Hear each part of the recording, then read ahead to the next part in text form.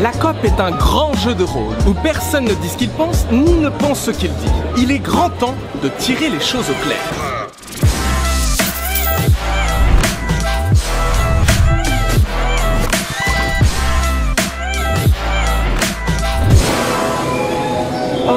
C'est vraiment sympa cette petite ambiance New Age champêtre.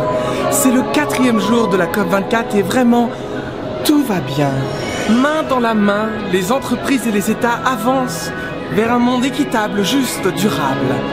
La COP24 est d'ailleurs financée par des entreprises éco-responsables au business plan renouvelable dont voici les noms.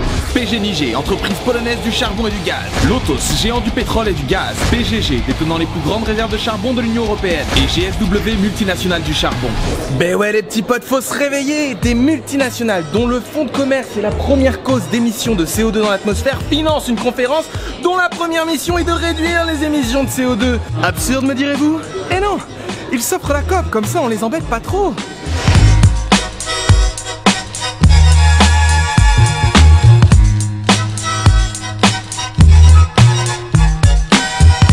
Faut savoir que la COP, la conférence des parties, est aussi ouverte à une ribambelle d'observateurs et notamment aux organisations d'affaires et d'industrie, les bingos. Qui veut gagner les cartons? Elle participe aux séances et fréquente les mêmes couloirs que les politiques chargés de prendre des décisions. Ça peut poser problème. Jesse, can you tell us a little bit more about the relationship between the bingos and the states, the parties here at the conference? Business and industry NGOs, as they're called, have been able to participate in these talks. They interfere in a number of ways. They lobby delegates.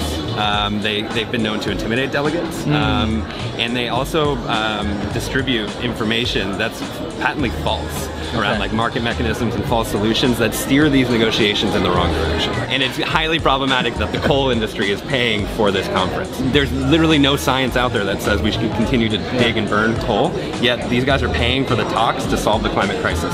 It doesn't make sense. Right. What can we do to prevent that from happening? Well, we got to kick them out. There's a movement right now amongst parties representing about 70% of the world's population, to create a policy so that fossil fuel corporations and their trade associations are not allowed at these meetings. I mean, frankly, it makes sense, right? They're the root cause of this problem, yet they're here trying to help us write the solution. Donc en fait, il y a une poignée de gens qui font beaucoup d'efforts et qui sont payés grassement pour programmer notre destruction collective. Et tout le monde s'en fout. Et ça, c'est seulement ce qu'on voit à la COP, mais ça se répète toute l'année. Le meilleur exemple qu'on ait, car les lobbies sont très discrets, c'est une note interne de Business Europe, le lobby des entreprises les plus polluantes, qui a fuité. Et qu'est-ce qu'on apprend dedans? Eh ben ils ont proposé de ne rien faire du tout tant que personne d'autre ne fait rien. Et en plus de ça, ils mettent en place une stratégie pour bloquer, freiner, faire tout ce qu'ils peuvent pour que ça n'avance pas au niveau européen sur le climat.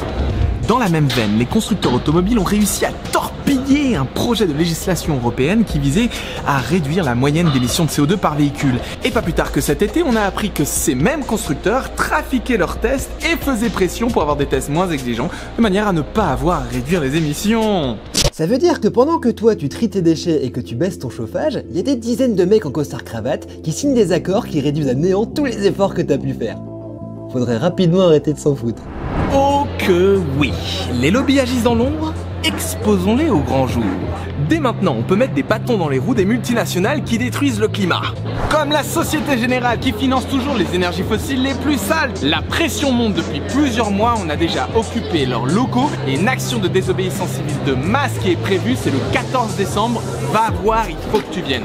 Comme Total qui continue de forer en eau profonde autour de la Guyane, des tonnes de gens sont contre et se mobilisent et tu peux aller les soutenir juste ici. Et enfin Amazon qui agit de manière illégale en France. Pourquoi? Parce qu'elle ne répare pas ni ne recycle aucun des produits qu'elle vend. La multinationale a donc été poursuivie en justice. Tu peux soutenir la campagne et la rejoindre, c'est juste ici. Quant à moi, je te dis à samedi pour les marches pour le climat et à lundi pour notre prochaine vidéo. Abonne-toi aussi sur Instagram pour suivre la COP en direct. Ciao!